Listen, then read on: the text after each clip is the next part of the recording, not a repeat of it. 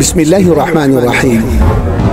Ilan sa mga batas ng Islam tungkol sa pag-aalay ng hayop bilang handog, udhiya o di kaya ay kurban. Ito yung hayop na kinatay o di kaya ay ipinakatay ng taong hindi nag-hajj. Maaari lamang ipakatay ang hayop na ito sa ika-10 araw sa buwan ng Dhul-Hijjah hanggang sa ika-13 araw. Ibig sabihin, sa loob lamang ng mga araw na ito, maaaring ipakatay ang hayop.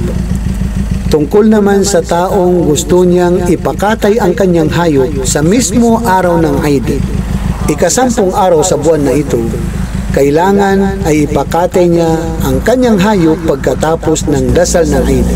At hindi maaari na ipakatay niya ang kanyang hayop na hindi pa nakapagdasal ng Eid, sapagkat ito ay hindi maituturing na udhiya o di kaya kurban bilang handog.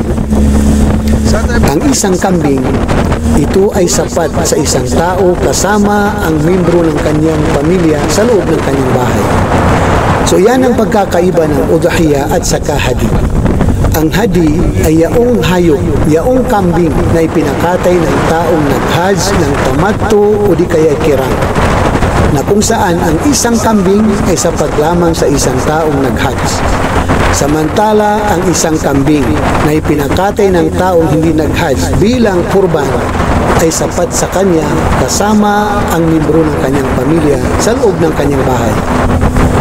Tungkol naman sa taong pumanaw na, ay hindi na maaaring magpakatay ng kambing na para mismo sa kanyang pangalan, sapagkat siya ay pumanaw na. Maliban lamang kung yaong tao na pumanaw na ay mayroong wasiya.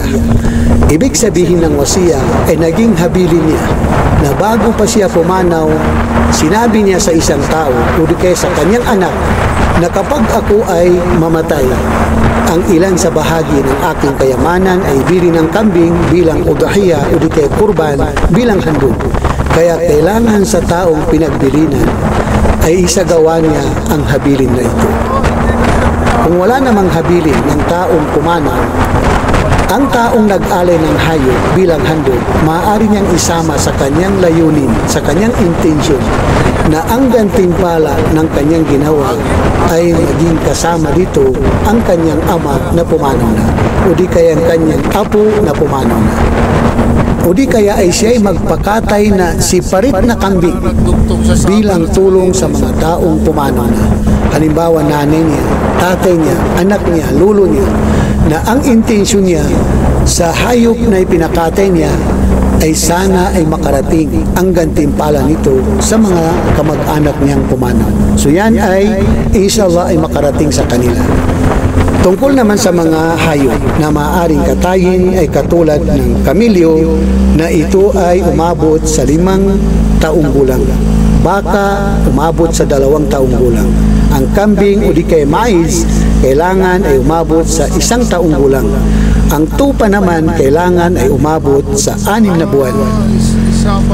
Ang mga hayop na ipinagbabawal ng propeta na katayin bilang handog ay katulad ng hayop na may kapintasan o di kaya kapansanan.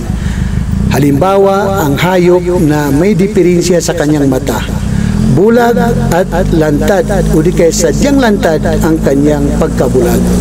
Ganun din ang hayop na may sakit. Ang hayop na pilay na malinaw ang kanyang pagkapilay, o di kaya hayop na mahina at dahil sa siya ay napakapayat at halos wala ng laman ang kanyang katawan. So yan ang ilan sa maikling paglilinaw tungkol sa batas ng pag-alay ng hayop bilang handog. Wassalamualaikum warahmatullahi wabarakatuh.